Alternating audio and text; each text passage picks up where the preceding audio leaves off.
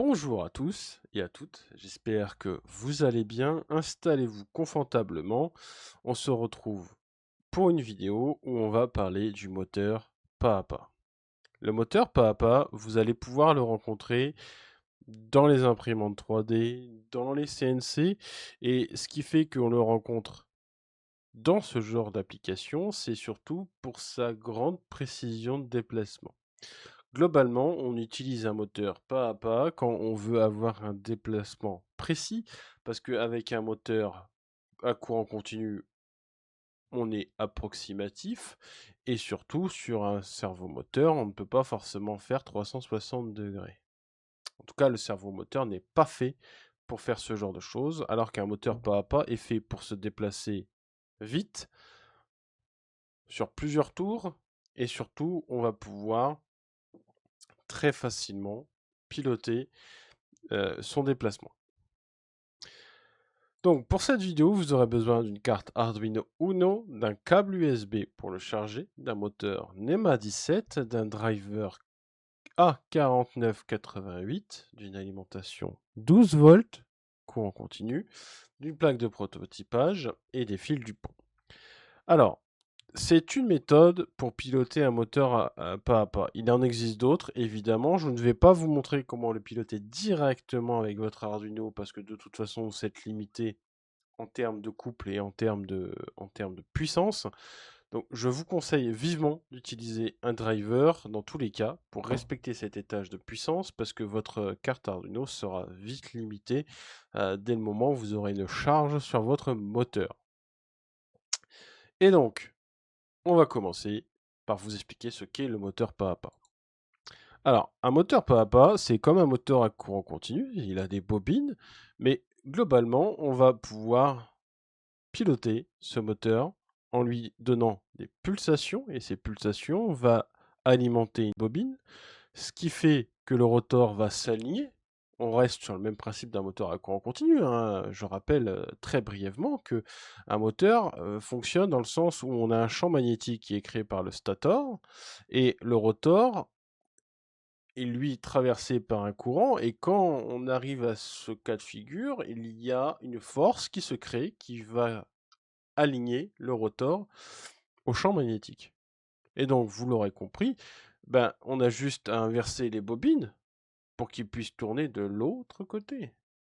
Et donc, ben, on fait que ça à chaque pulsation, ce qui fait que globalement, on connaît l'angle de, de pas par pas. C'est-à-dire que si vous faites 360 degrés et qu'il y a 200 pas, vous pouvez faire 1,8 degrés par pas.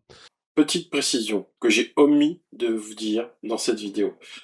Donc, il faut savoir que quand vous choisissez un moteur pas à pas, il va vous donner, en tout cas le constructeur va vous donner le nombre de pas que possède le moteur.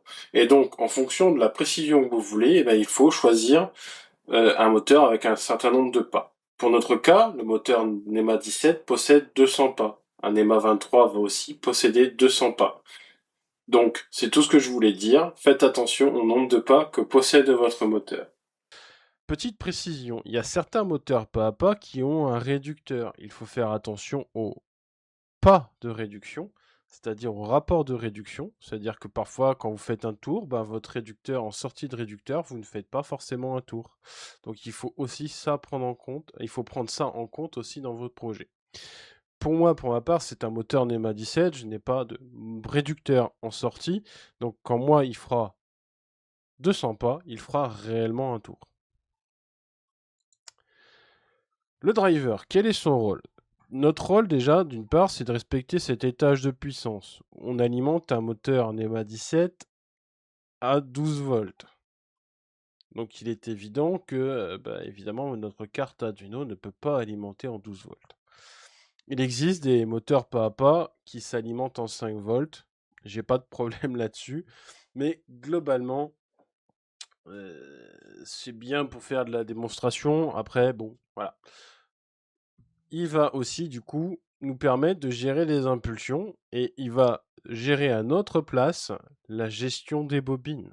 Et donc, nous, on n'a strictement rien à faire à part lui donner une direction et faire les pulsations. Donc c'est un avantage indéniable. Il a aussi quelques inconvénients, on va le voir après, mais du coup, il nous permet aussi de pas, dans le programme, ne pas gérer le basculement des bobines et de devoir gérer justement le fait, tu fais un tour, paf, tu désalimentes l'autre bobine, tu réalimentes l'autre bobine. Bon, c'est pas si compliqué que ça, mais au moins ça nous permet d'éviter de faire ce genre de manip. Et il va aussi nous permettre de faire ce qu'on appelle le micro-stepping. Alors moi, je vais travailler sur des pas entiers. Je ferai peut-être une vidéo spécifique sur le micro-stepping du moteur pas à pas, mais tout ce qu'il faut retenir, c'est que vous pouvez effectivement avoir plus de pas en travaillant notamment sur des demi-pas, sur des un quart de pas, sur des 1/8 de pas, sur des 1/16 de pas. Il est aussi important de souligner que si vous utilisez ceci, vous perdez en couple. Évidemment, si vous utilisez un moteur pas à pas qui est à 200 pas et que vous utilisez sur 1/8 de pas, ça va pas bien marcher dans le sens où si vous voulez une trop grande précision, ben, si vous avez de la charge sur votre moteur, ça ne va pas bien marcher parce que du coup, ben, réellement, vous perdez en couple. Donc, bon, bah, voilà. Donc, c'est des petits ajustements qu'il faudra faire dans vos projets. Il est aussi très important de régler le potentiomètre de votre driver, c'est-à-dire qu'il faudra régler le courant qu'utilise votre moteur. Pourquoi? Parce que si vous en utilisez trop, votre driver va chauffer et vous allez voir que de toute façon, il va chauffer. Et si vous n'en utilisez pas assez, il n'aura pas assez de puissance pour pouvoir être en rotation.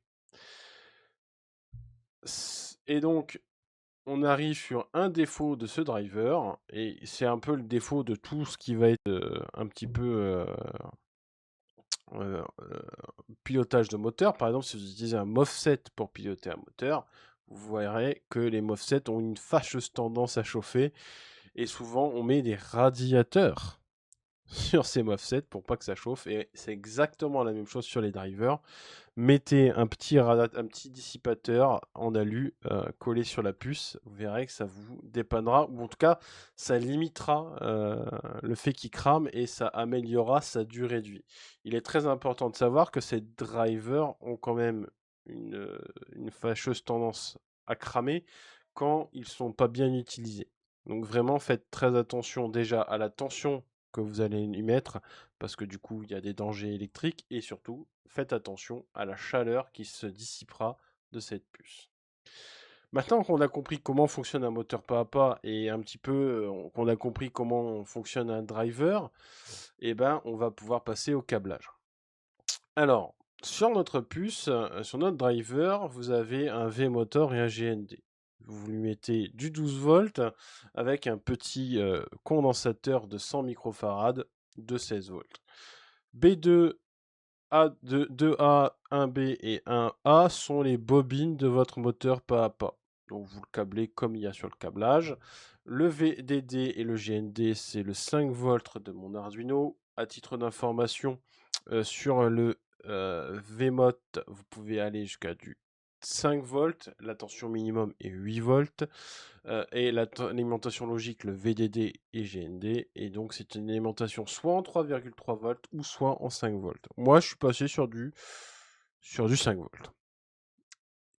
Le GND est commun à votre... Les GND sont en commun, évidemment, c'est une masse commune. Le step et le reset seront shuntés parce qu'on n'en a pas besoin. Donc voilà. Et le moteur, les bornes, pardon, MS1, MS2, MS3, c'est ce qui vous permet de faire votre micro-stepping vu précédemment. Et ce qui va nous intéresser, nous, ça va être le step, c'est cette entrée-là qui va nous donner les pulsations par pas. C'est-à-dire, dès qu'il va voir une entrée logique à 1, il va effectivement faire un pas. S'il revoit une deuxième pulse, il va faire un autre pas, et ainsi de suite, et ainsi de suite. Et la direction, eh ben, c'est la direction de notre moteur, sens horaire, sens anti-horaire. Donc, on se retrouve tout de suite pour le code et vous expliquer un petit peu ce que l'on a fait. Et nous voici sur Visual Studio Code. Et du coup, je vais essayer de vous expliquer ce que j'ai programmé.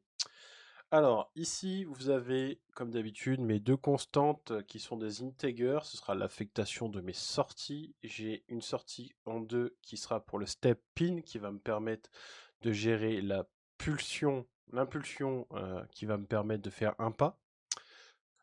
Ici, la dir pin sera la direction dans laquelle je veux que le moteur tourne, donc il sera sur la pin 3. Je viens définir ici le nombre de pas que possède mon moteur, et vu que je n'ai pas réglé le micro-stepping, je suis en pas entier, et du coup, j'ai bien 200 pas. Je viens ici donner le temps de ma pulsation qui sera en microsecondes, et je viens lui donner aussi un autre délai qui sera aussi en microsecondes, qui sera le pas de temps, entre guillemets, sur lequel je vais mettre à 0 ma sortie pulsation pour que mon driver puisse détecter que je lui envoie une pulse. Dans mon void setup, je viens mettre mon serial begging à 9600 BO, je viens définir mes deux pins plus haut en sortie, et je viens mettre dans mon serial begging que j'ai bien initialisé mon module driver. Bon, c'est pas essentiel de mettre ça, vu que je ne fais pas grand chose, mais simplement pour dire que j'ai bien configuré le bousin. Dans mon void loop, je viens mettre en marche dans le sens horaire, et donc je viens mettre à vrai ma sortie. Donc j'active ma sortie direction, et je fais une boucle for qui va se répéter, et du coup, 100 plus 1100 qui va se répéter toutes les 1100 microsecondes. J'ai juste rajouté un délai de 500 millisecondes pour justement pour que vous puissiez voir la différence et que vous puissiez comprendre et visualiser le code qu'il y a derrière. Du coup, on voit le fonctionnement d'une boucle for. Donc une boucle for démarre de 0 et on va jusqu'au nombre maximum de steps. Il va incrémenter à chaque fois. C'est pour ça qu'ici j'ai rajouté un délai de 500 millisecondes pour que vous puissiez voir ce qui se passe. Donc une fois qu'il a atteint ces 200 pas, on attend 5 millisecondes. Et donc ça fait 5 secondes. On repart dans le sens anti-horaire. On met notre pin de direction dans l'autre sens, donc c'est-à-dire qu'on désactive la sortie. Et on fait la même chose de 0 à 400 pas, on va faire dans l'autre sens. Et du coup, on vient faire exactement la même chose. On vient mettre à 1 pendant 100 microsecondes. On met à low et on attend 1000 microsecondes et on recommence, et ainsi de suite. Une fois qu'il a fini ça, on réattend 5 secondes et on recommence. Voilà. Voilà un petit peu le fonctionnement du moteur, en tout cas au niveau du programme, il n'y a rien de bien compliqué. Et donc, on se retrouve tout de suite pour voir ce que ça fait. Allez, à tout de suite. Alors, j'ai mis la webcam pour vous montrer, hein. Donc là, il est en train de faire ses petits quarts de tour. Donc on voit que il fait ses petits quarts de tour. Donc ces petites pulsations que vous voyez, c'est justement le pas. En fait, un pas, ça représente ça. Donc c'est vraiment pas beaucoup. Et donc c'est ce qui permet de piloter précisément votre moteur pas à pas. Alors vous voyez que le driver ici possède un radiateur, parce que là il est déjà chaud, hein, il est déjà chaud. Et en fait c'est la petite puce noire ici. Est-ce qu'il va faire la mise au point? Voilà. Donc ici, vous voyez qu'effectivement, vous avez la puce noire ici qui chauffe énormément. Donc cette puce noire, c'est ici qu'il faudra coller ce radiateur. Et ici en haut, on voit le petit potentiomètre qui vous permet de régler le courant. Voilà, ça ressemble à ça un driver. Donc voilà. Et donc je vais vous laisser voir tout de suite ce que ça fait. Donc là, il est en train de faire ses petits quarts de tour, ses petits pas. Donc là, on voit réellement on prend un peu plus conscience de la précision du pas. Donc là, il est dans sa phase rotation horaire. Vous allez me dire, on peut faire une pendule, on pourrait.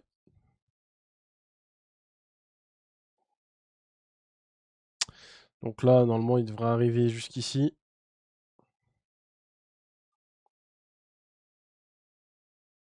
C'est long, hein. Dépêchez-vous.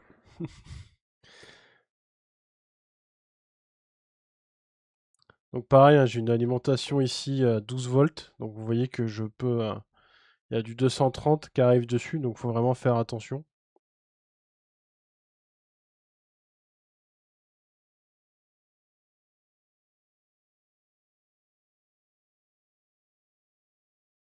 Voilà, là il attend. Et normalement, si tout va bien, si ça se décolle pas, il va revenir au même endroit. Voilà, il revient au même endroit. Donc voilà un petit peu comment fonctionne un moteur pas à pas, comment le piloter. Et bah du coup, je vous laisse à vos expérimentations. On se retrouve la semaine prochaine pour une nouvelle vidéo. Allez, salut!